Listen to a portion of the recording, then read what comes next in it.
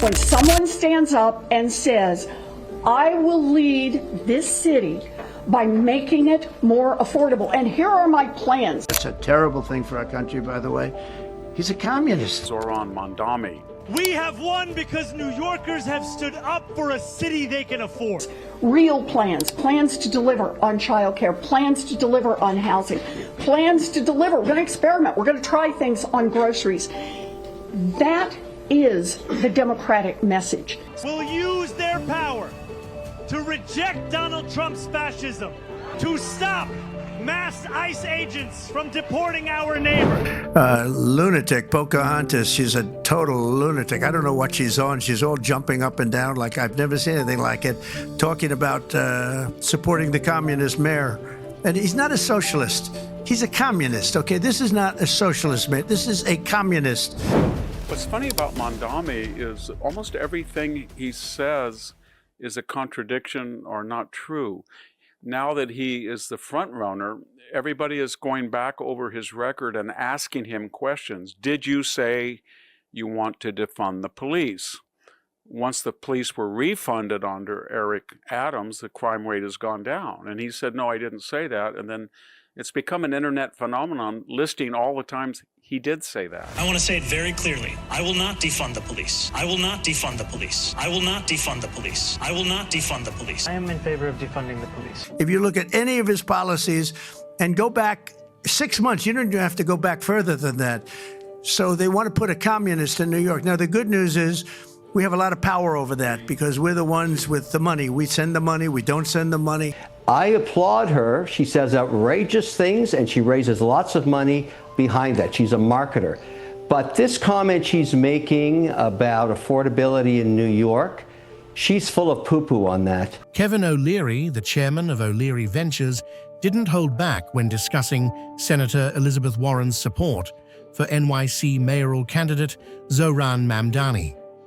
The reason you don't have affordability in New York is because of policy. It has been mismanaged now for decades. And so if you're a developer like I am, I would love to invest in affordable housing in New York. I need a permit. You can't put rent control on it, or I can't get a return for investors. And what happens is the capital just goes somewhere else. Well, let me ask you about what Donald Trump, the president of the United States, has had to say. He's had a lot to say about your campaign. He called you a communist. No, I am not. You know, I call myself a democratic socialist, in many ways inspired by the words of Dr. King from decades ago. He says that the key to any socialist revolution, quote, is to seize or get the means of production. That's right out of Marx's Das Kapital. So he's quoting communist dogma as a mechanism to gain political power. Your beloved New York City may well be led by a communist soon, Zohran Mamdani, who in his nomination speech said he will defy ICE and will not allow ICE to arrest criminal aliens in New York City. Your message to communist Zohran Mamdani? Well, then we'll have to arrest him. We don't need a communist in this country, but if we have one, I'm going to be watching over him very carefully. What he's proposing, particularly on rent control, and I don't know yet because I haven't met with him yet and I'm trying to get a meeting, on a new building, on a new development, on new capital coming in, is he going to put rent control on that? There won't be any capital. Nobody's going to invest in that. They'll just go to Tennessee, they'll go to Texas, they'll go to Florida, they'll go to North Dakota, South Dakota. He's got to understand, if you want to have policy like that in a state, the founding fathers made it competitive. You don't have to invest in New York. Do you want to keep it going for another 5 years? Yeah, you would say Pocahontas says yes.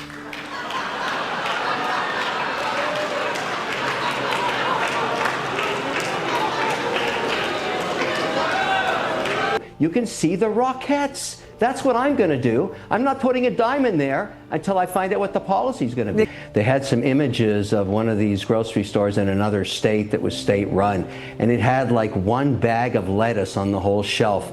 Zoolander's ready to make communism great again. He's like Bernie on roids. His latest commie endeavor? City-run grocery stores. Not a good idea.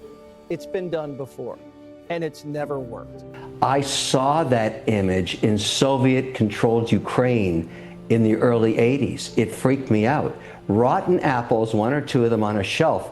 And there it is. You've got these images. That's what the Soviet Union looked like. I was there. I saw it.